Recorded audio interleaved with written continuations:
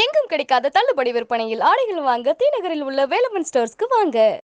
பெரிய உலக நாயகன் கமலஹாசனை வந்து மலேசியாவில் வந்து ஒரு ஈவெண்ட் பண்ணி வந்து வேற ஒரு கனெக்ட் பண்ணி பிக் பாஸ் மாயாவோட கனெக்ட் பண்ணி பண்ணியிருந்தாங்க. அதை எப்படி பாருங்க? இல்லை காமெடி நான் பண்ணுறேன் அப்படின்னு சொல்லிட்டு அவங்க இப்போ எல்லாமே அப்படி தாங்க. இது இன்றைக்கி வந்து சோஷியல் மீடியா நிறைய வந்துடுச்சு. அவங்களுக்கு ஏதாவது ஒரு இது தேவை, கண்டென்ட் தேவைங்கிறதுனால ஏதாவது ஒரு ட்ரோல் பண்ணியோ ஏதாவது ஒன்று செஞ்சோ ஒரு விஷயம் பண்ணி ஒன்று மறைஞ்சதுக்கப்புறம் இன்னொன்று லேகாக இருக்கும் போதோ ஏதாவது ஒரு வாட்டு வந்து தேவைப்படுது ஒருத்தருக்கு. அப்போ என்ன போதுன்னா இது மாதிரி நிறைய விஷயங்கள் வருது. அதெல்லாம் டக்குன்னு கடந்து போயிடணும். அது அந்த நேரத்துக்கு உண்டான இஷ்யூவாக இருக்கும். அது அவ்வளவுதான். அந்த நேரத்துக்கு உண்டான ஃபன்னாக இருக்கும். அதுக்கு எதிர்ப்புங்கிறதும் இருக்கும். அந்த மாதிரியான சில விஷயங்கள்லாம் வந்து தவறாக இருக்குது அப்படிங்கிற ஒரு எதிர்ப்பு தெரிவித்தாங்கன்னா அதுவும் வந்து உங்களுக்கு இதுவாக நம்ம தப்பாக பண்ணிட்டோம் அப்படிங்கிறது தான். தெரியாமல் பண்ணுறது தான் நிறைய விஷயங்கள்லாம் உண்டு. சிலது தான் தெரிஞ்சு பண்ணுறது. இல்லை, அது தவறான விஷயம் தான்.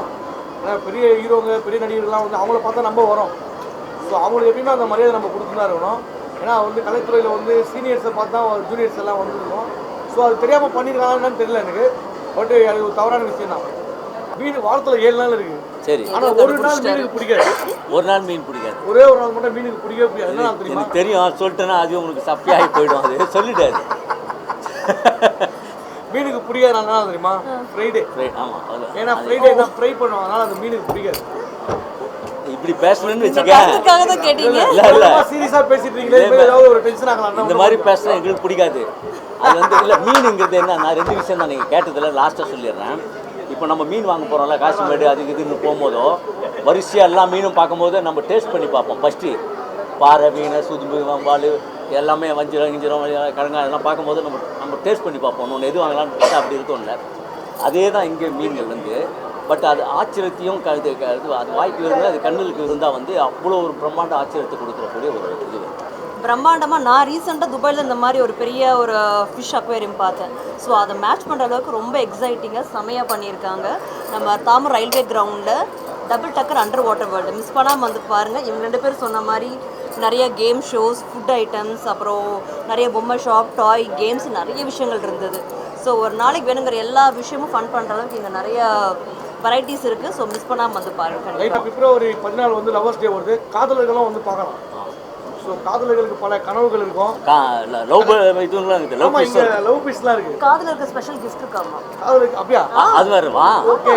ஐயோ, வடக்குப்பட்டு ராமசாமி அந்த பிப்ரவரி 2 வருது. ஆமாம் ஆமாம். இல்லை படம் இல்லை அப்படிலாம் கிடையாது. இது பிப்ரவரி 2 நம்ம படம் வருது. அந்த படம் வந்து உங்களுக்கு தள்ளி தானே. லால் சலாம் வந்து பிப்ரவரி 9 ரிலீஸ் ஆகுது. ஸோ இந்த மாதம் 26 வந்து ஆடியோ லான்ச் பண்ணுறாங்க. ஸோ ஆடியோ லான்ச்சில் எல்லாமே சொல்லுவாங்க படத்தை பற்றி. உண்மையிலே ரொம்ப அவர் எல்லாருக்கூடயுமே ரொம்ப எளிமையாக பழகுறவர் சார். உண்மையிலே அவர் கூட நடிச்சது வந்து எனக்கு ஒரு பெரிய பாக்கியம் சொல்லலாம். ஒரு பெரிய சூப்பர் ஸ்டார், ஒரு இந்தியா லெவலில் ஒரு மிகப்பெரிய சூப்பர் ஸ்டார். அவர் படத்தில் நம்ம நடிக்கிறது ரொம்ப மகிழ்ச்சியாக இருக்குது. ஸோ அவர் கூட நடித்த தருணங்கள்லாம் வந்து வாழ்க்கையில் மறக்க முடியாத தருணம். 3 ஹீரோ ப்ளஸ் வந்து கபிதர் வேறு இருக்கார் இந்த படத்தில். ஸோ அது எப்படி இருக்குது? அது இல்லாமல் இன்னொரு ப்ளஸ் பார்த்தீங்கன்னா ரஷித் சாருடைய தனுஷ் ஒய்ஃப் வேறு இயக்கியிருக்காங்க. அதை பற்றி எப்படி இருக்குது? அவங்க பெண் இயக்கும் போது எப்படி இருந்தது? அவங்க சூப்பராக டைரக்ஷன் பண்ணுவாங்க. ரொம்ப உண்மையிலே வந்து பெரிய பெரிய க்ரௌட்லாம் வச்சு ஒரு 1000 பேர் 2000 பேருக்கு இதெல்லாம் ஷூட்டிங் பண்ணாங்க. அவங்க ரொம்ப ஈஸியாக வந்து அதை பார்த்து சூப்பராக ஹேண்டில் பண்ணுவாங்க. எல்லாருமே எல்லா ஆர்டிஸ்ட்டையுமே வந்து அழகாக சொல்லிக் கொடுத்ததுலேருந்து ரொம்ப ஷூட்டிங் ஸ்பாட்டையும் வந்து சூப்பராக கண்ட்ரோல் பண்ணி பண்ணாங்க. நல்லா வந்திருக்கு படமும். நீங்கள் ஆடியோ லான்ச்சில் வந்து கேளுங்க. லால் சலாம்ல நிறைய படம் வந்து ரஜினி சார் பண்ணியிருப்பாரு. இதில் வந்து கேப் போட்டு அந்த அப்படியே அந்த மொத்தமாக அது மாதிரி அந்த மருத்துவ மாறி இருப்பார். அது எப்படி நீங்கள் பார்த்தோன்னே ஏன்னா ஃபஸ்ட் டைம் அது மாதிரி பார்ப்பீங்க. நீங்கள் முதல்ல வந்து கேப்ல போட மாட்டார், சிலுவை போடுவார், வேறு எதாவது பண்ணுவார். இதில் எப்படி பார்த்தீங்க? உண்மையிலே ரொம்ப சூப்பராக இருந்தால் அவர் அந்த கேப்லாம் போட்டு வரும்போது ஒரு பெரிய ஒரு டானை பார்க்குற மாதிரி ஒரு ஃபீல் இருந்தது. பாம்பேயில் தான் ஷூட்டிங் எடுத்தாங்க. அப்போ அவர் வந்து நடந்து உள்ள ரஜி சார் எல்லாருமே அப்படியே பரபரப்பானாங்க. பார்த்தா அவர் என்ட்ரி ஆனார். அவர் நடந்து ஒரு ஸ்டைல் அப்படியே பரபரப்பாக வந்தார். பார்க்கறதுக்கே பயங்கரமாக இருந்து. நீங்கள் படத்தில் பாருங்கள், பார்த்தா உங்களுக்கே தெரியும். ஒரு நார்மலாக ஒரு மீன் தொட்டி வாங்கிட்டு நம்ம வீட்டில் பாடுற இது இருக்குதுங்கள, அதை க்ளீன் பண்ணி மெயின்டைன் பண்ணி எடுத்து வெளிலணும். இதெல்லாம் வந்து வெளிநாட்டு வினோத மீன்கள் எல்லாமே. பேர்லாம் பார்த்தீங்கன்னா தங்கத்தோட பர்ஃபெக்டாக சொல்கிறாப்புல எல்லா பேரும்.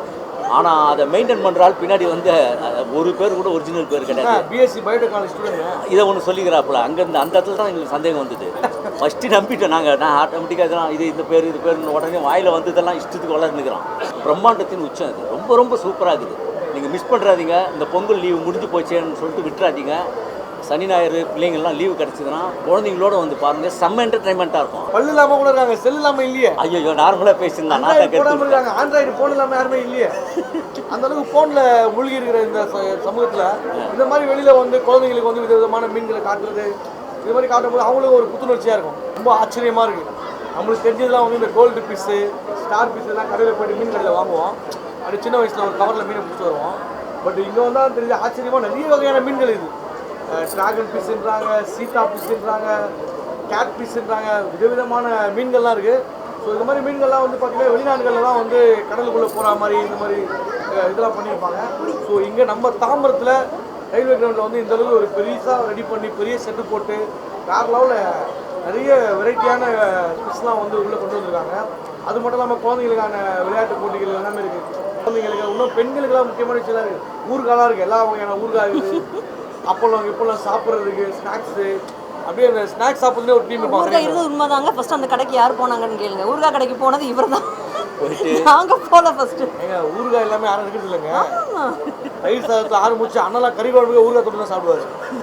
கண்டிப்பாக அந்த மாதிரி டேஸ்ட் இல்லைன்னா வேறு என்ன பண்ணுறது. நல்ல வகையான ஊறுகாய் இருக்குது, நிறைய ஃபுட்டு வெரைட்டிலாம் இருக்குது, பஜ்ஜி கிஜ்ஜி எல்லாமே இருக்குது.